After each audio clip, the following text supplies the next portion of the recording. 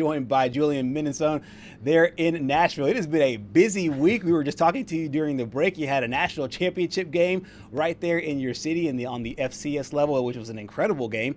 And then the basketball teams are fired up on both sides, both the men and women, both undefeated on the season. We'll start with the men, though, Julian. This is a team that was, depending on who you ask, was not tested a lot in the non-conference part of the schedule.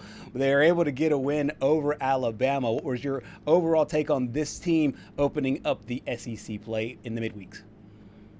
Yeah, an impressive win over Alabama. Anytime you get a top 15 win, that's certainly a shining star in the resume when it comes to March. And I think they answered a lot of questions. Are they for real? Are they not? Well, they're proving that they are for real.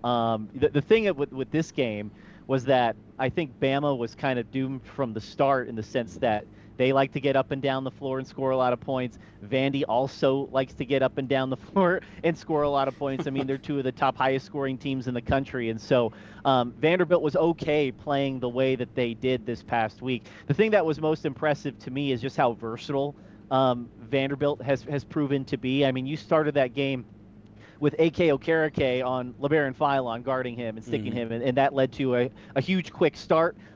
They started off well. There was a little lull there where Bama climbed back in the game in the middle, but then they finished strong. And for a team that was just kind of thrown together with a bunch of transfer portal guys and a couple guys who were returners from last year, certainly an impressive win. A win that you look at when you see their seeding at the end of the season and say, hey, this is the reason why they're maybe a 4 seed or a 3 seed, whatever comes Selection Sunday. And a lot can be made about Alabama not having Aiden Sherrill. Obviously, LeBaron Philon exited early. Coach Nate Oates said he had cramps after the game. But let's talk about Tyler Tanner, because it feels like every Friday we talk about Tyler Tanner and how good he can actually be. Do you think that this is his breakout season and he could be a lottery pick, come the end of the year? I mean, I certainly think it's on the cards, right? We've seen guys who have had lesser seasons than Tanner has had, and then all of a sudden they have a really good NCAA tournament, and then you're talking about them as a potential lottery pick. So for Tanner to put the kind of season he is having, and it's not just the fact that he has taken ownership of this group. He is performing in crunch time, as we saw against Alabama. I mean, 29 points, 8 of 15. He's knocking down free throws. He's getting guys involved. You're not just talking about one of the best guards in the SEC. You're talking about one of the better guards in the country. And the amazing thing to me is last year, he was coming off the bench. He was kind of a spot minute guy. They threw him in as a defensive matchup to kind of cause havoc at the end of games. And the big question for Vanderbilt is when you lose a guy like Jason Edwards, their leading scorer from last season, when you lose a guy like A.J. Hogard and Jalen Carey go to Tennessee, who's going to take the ownership of the scoring load? Right. And the question was, could Tyler Tanner do it? And he's certainly proven that he can. Tyler Tanner, Mark Byington, and the entire Vanderbilt Commodore team, they heard what Nate Oates had to say the other day. In case you didn't hear it yesterday, we played it on the show. Nate Oates sandwiched it in compliments. However, the meat of that was, hey, Vanderbilt really hasn't played anybody as of yet.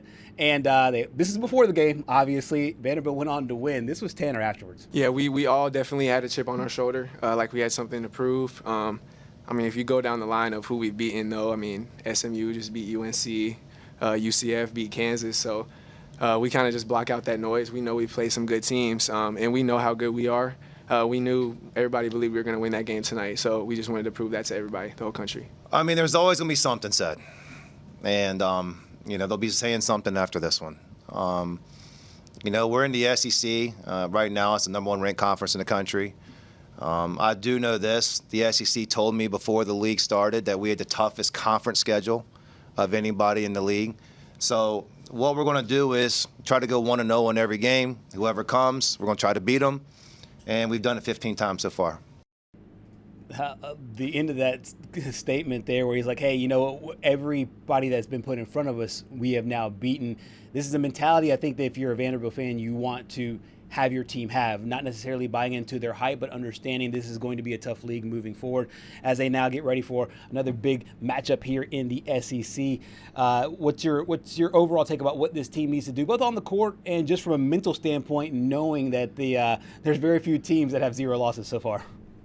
Yeah, I mean, as long as you take care of business of the team in front of you, then you should be in good shape going into March. That's all you can really do when you're a team like Vanderbilt. I think having that kind of underdog mentality that, like, hey, people may doubt us, but we know that we belong here. It's kind of what led them to the NCAA tournament last season in that unlikely run. And I think having guys, including the trio of returners in Devin McLaughlin, Tyler Tanner, and Tyler Nickel, who we just saw on this video montage here, having those three guys as your core centerpieces, knowing what it took last year and kind of the attitude and mentality will certainly help them moving forward. The thing that's impressed me with Vanderbilt the most, guys, is when you lose as many players as they did last year, a lot of these teams, particularly the top level, blue blood programs, tend to go into the portal and get stars, but Vanderbilt supplemented through the portal with like role players. Duke Miles will provide double-digit scoring this year. Jalen Washington will provide some much-needed length off the bench.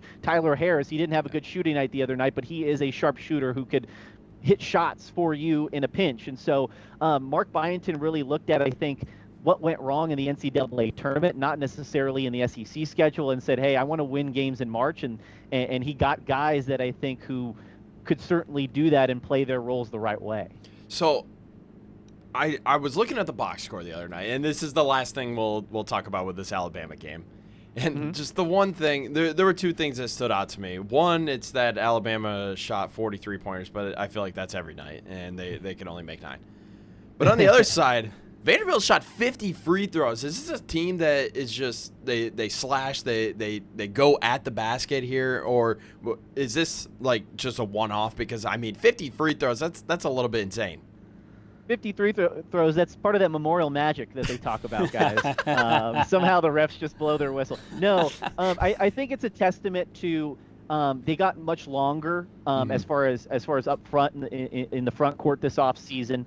You get guys like Okereke and Jalen Washington. That certainly helps when you're crashing the glass and having guys inside. Tyler Tanner, I mean, that's how he plays. I mean, he's a slasher first. He penetrates in the lane, dribble probes, all that kind of stuff.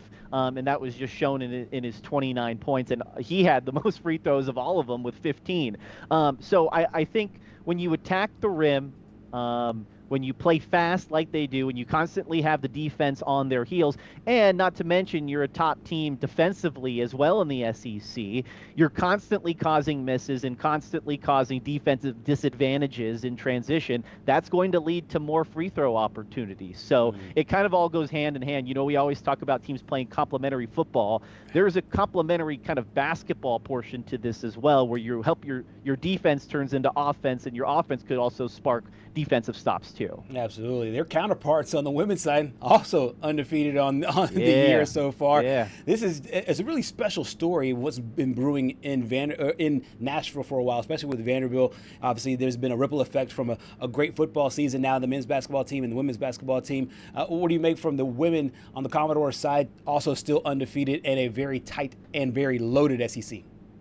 Yeah, no, I know they beat a Missouri team, and that was obviously a little bit of a lopsided matchup. The thing that impressed me the most with that win that they had last night was the fact that all starters scored at least 15 points, right? One of the big questions going into this offseason was who is going to be the number 2 alongside Michaela Blake's right there. Obviously, they had some transfers. Camille Pierre left the program. She was kind of the Robin between her and Michaela Blake's. But they were able to do it this past game. The question is what happens. Could they do that consistently against a tough SEC schedule and against some of the top tier upper echelon teams in the SEC? What happens if there's a game where Michaela Blake's, gets 20 and 25 against a really good team? She can score 20 and they can get away with it against Missouri. She's going to have big games against those big teams. But who is going to be the number 2 and 3 scorers? Is it going to be Galvin? Is it going to be Wanintenda? Is it going to be Washington? Like that, I think, is the big question as you get down and deeper into March, when every possession is that much more amplified against some of these really good teams, and sometimes a 5 or 10 point deficit feels like that much more. But I think Blake's is quietly one of the better players in the country. I think she showed that last year, and I think the rest of the nation is starting to see, especially with the win over LSU that they just had.